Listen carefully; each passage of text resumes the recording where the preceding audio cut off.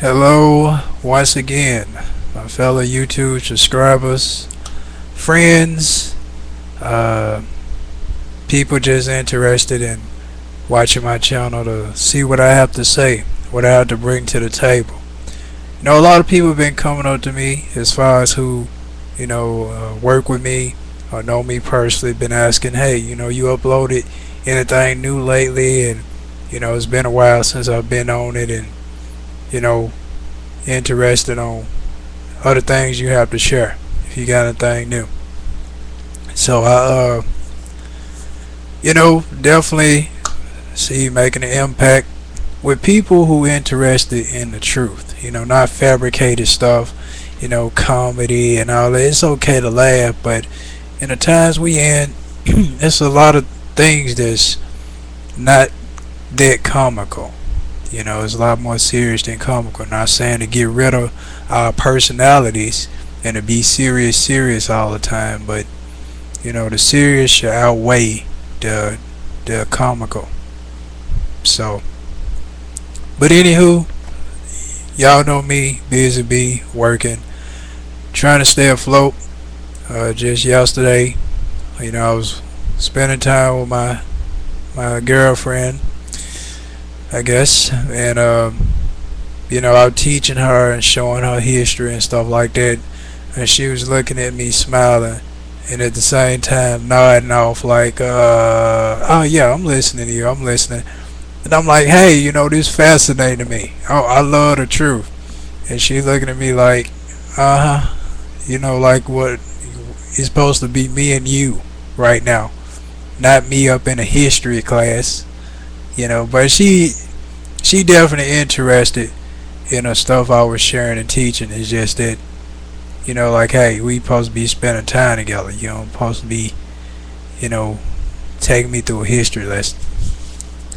Okay, but anywho, I got more revelation to share, to get right to it. And the revelation I have to share, of course, is about prophecy, of course, fulfilling itself. So whenever I run into things, have encounters with things that's fulfilling prophecy, that's documented, such as newspaper articles or things relative on the news that's going on, stuff like that. And some people may see the signs but unaware of the signs, unaware that it's prophecy being fulfilled, or unaware that there's something that's attached to the scriptures. So that's why you got different brothers and sisters out trying to teach and wake people up to let them know, this is for real and it's not no fairy tale.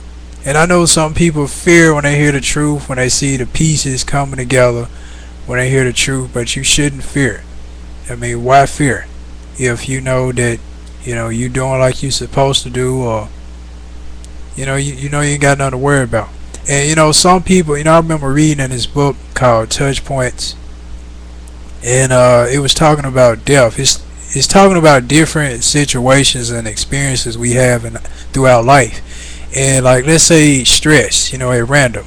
So you'll look up stress in the index, or stress up in the chapters. I mean, the chapters are the front of the book. Got so much on my mind. And you'll look up stress, and under stress it'll have different scriptures that you could read about stress, on how to deal with stress. And yeah, so been reading this Touch Points book about death, and it says people who afraid of death are people who are guilty of something. That's the reason they're afraid to die, because it's something they're guilty of. And what I believe is if a person afraid to die, and if it's close to their time, the guilt may be they're guilty of doing something or not doing something that they supposed to be doing or supposed to did, or guilty of not living a certain way how they supposed to be living, or guilty of not doing something that they supposed to done and never got around to it because they too busy lollygagging. Alright, but getting right to it, just a little introduction there. Okay, I have several newspaper articles in front of me relating to our times that we in now. And a lot of people believe that the world's going to come to an end in 2012. And I ask people this. I'm like, okay, if you believe the world's going to come to an end in 2012 and we got like 6-7 months left to go, how can people still live the same lifestyle that they live in if they believe this? You would think that people that believe it's going to be in 2012 would say, hey, I need to straighten up. I need to live better. I need to accomplish dreams and goals that I never got to accomplish or always wanted to accomplish. I need to let this lifestyle go instead of still living foolishly. So I'm wondering about that, is like, how can people still live the same way if they believe they got 6 or 7 months left to go before it's all over with? So what I strongly believe in 2012, that there will be a major impact, a major catastrophe that's going to happen next year, that's going to really wake people up and really let people know in this country that doomsday is near, and that not necessarily doomsday for those who are this world, but to let people know that the prophecy is real and that maybe time is really running out for some people, or a lot of people. Now, read first of all this article here. It's called, well, as you can see, Bin Laden pushed followers to attack West. And it says, let me try to do like last time. Let me try to find it. Shift. I don't think I could quite align it up this time. Let me see, can I?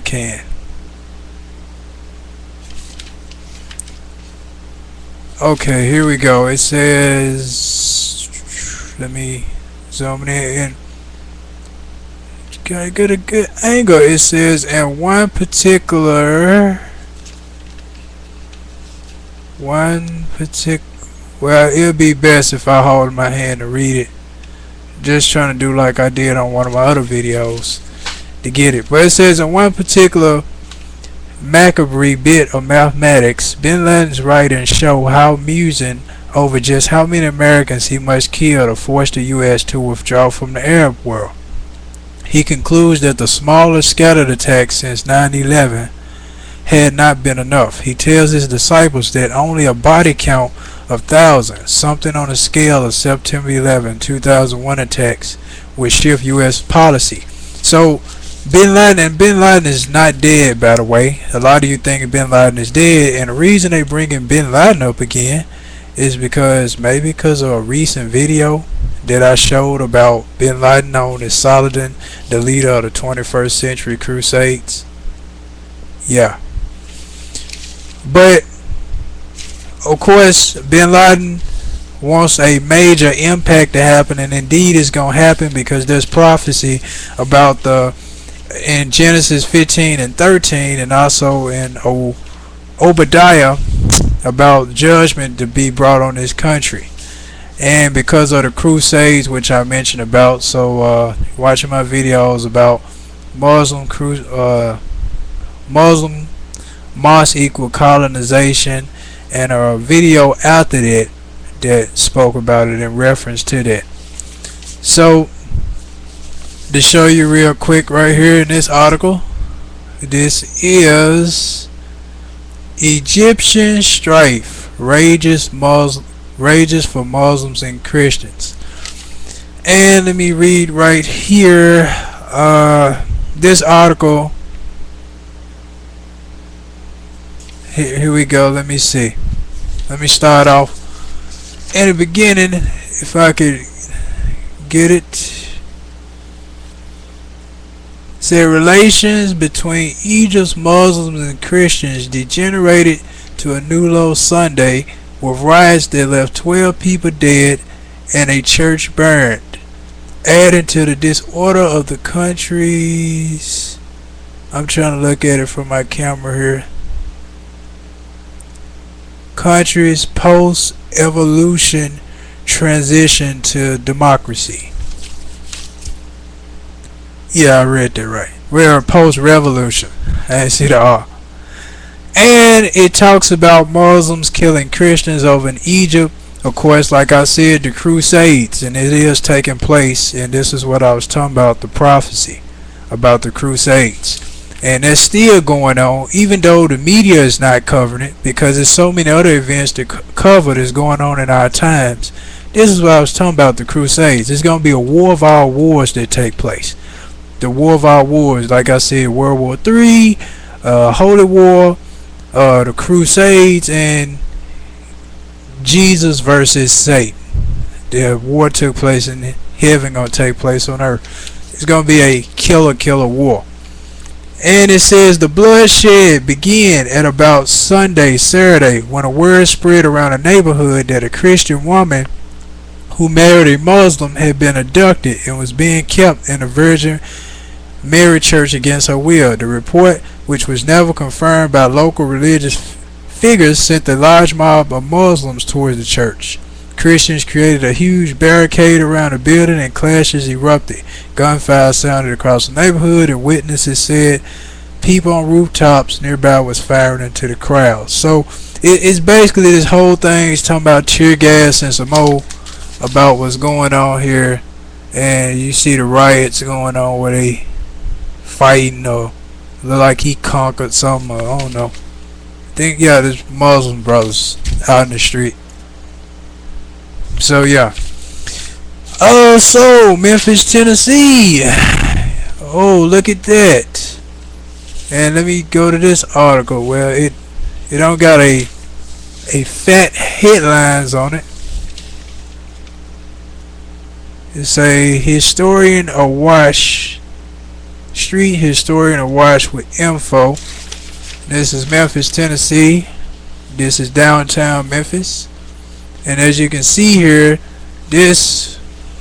on this end, this is the Mississippi River. And these trees, like this is like the path or the sidewalk where tourists and the public pretty much hang out at. But as you can see, the park here is flooded with the Mississippi River. So zoom in a little bit, just a better view. The park is flooded with the Mississippi River. This looks similar to Japan, right? So if God wanted to if he wanted to take out downtown Memphis, all he'll have to do is create some hot temperatures in the Mississippi River, and whoosh. Kind of like I'm teaching a kindergarten class.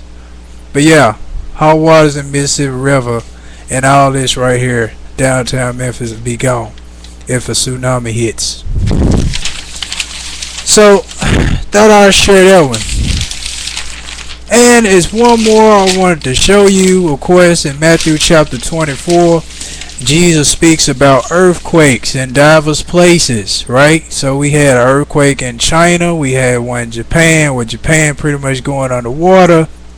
We had the tsunamis in Louisiana, tsunami in Southeast Asia. You know, we had the wildfires in California. We had Columbine. We had so much. We got Libya going on, Egypt going out of control. We got protesters in Jordan. We got people losing their mind all over the place. We got the Afghan and Iraq war. We got, Osama bin Laden still on the loose, not dead. We got what else? We got the Ahmadinejad, the Iranian president, waiting to find an excuse to take America off the map with nuclear warheads. We still got Kim Jong-un that do not like this country. We got a whole lot of stuff going on, folks. Got the swine flu outbreak that's still going on in Mexico with the drug cartel. They just didn't bring it up because there's so much to cover all at one time. So this right here, earthquakes rattle Spain. Earthquakes rattle Spain. Wow, didn't Jesus say in diverse places? And the date, of course, up here, this, as you see at the top corner, Thursday, May 12, 2011. It's all interesting, isn't it?